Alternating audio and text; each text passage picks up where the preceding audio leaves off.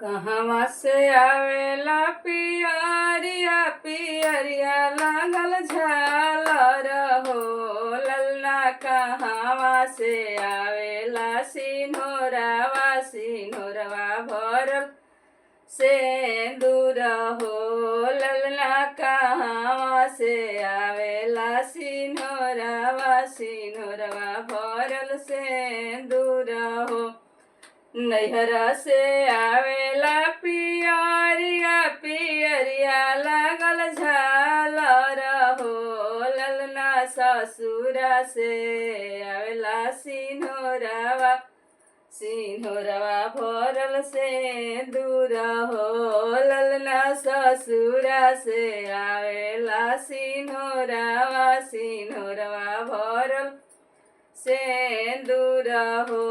के कहवा ही धरबो पियरिया पियरिया लागल झालर हो ललना। कहवा ही धरबो सिन्होरवा सिन्होरवा भरल सेंदूर हो ललना। कहवा ही धरबो सिन्होरवा सिन्होरवा भरल सेंदूर हो। बक्सा में धरबो पियरिया पियरिया लागल झालर हो ललना। तखावा पर धरबो सिन्होरवा सिन्होरवा भरल सेंदूर हो ललना। तखावा पर धरबो सिन्होरवा सिन्होरवा भरल सेंदूर हो।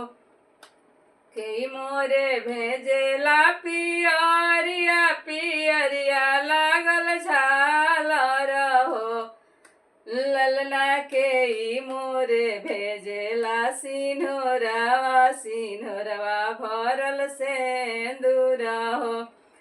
मामा मोरे भेजेली पियरिया पियरिया लागल झालर हो ललना। सासू मोरे भेजेली सिन्होरवा सिन्होरवा भरल सेंदूर हो ललना। सासू मोरे भेजेली सिन्होरवा सिन्होरवा भरल सेंदूर हो।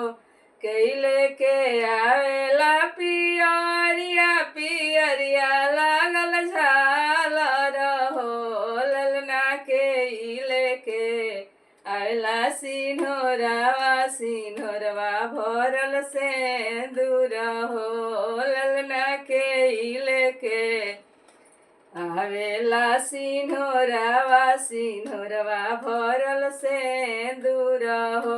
भैया लेके आइले पियरिया पियरिया लागल झालर हो ललना। सैया लेके आइले सिन्होरवा सिन्होरवा भरल सेंदूर हो ललना। सैया लेके आइले सिन्होरवा सिन्होरवा भरल सेंदूर हो ललना। सैया लेके आइले सिन्होरवा सिन्होरवा भरल सेंदूर हो।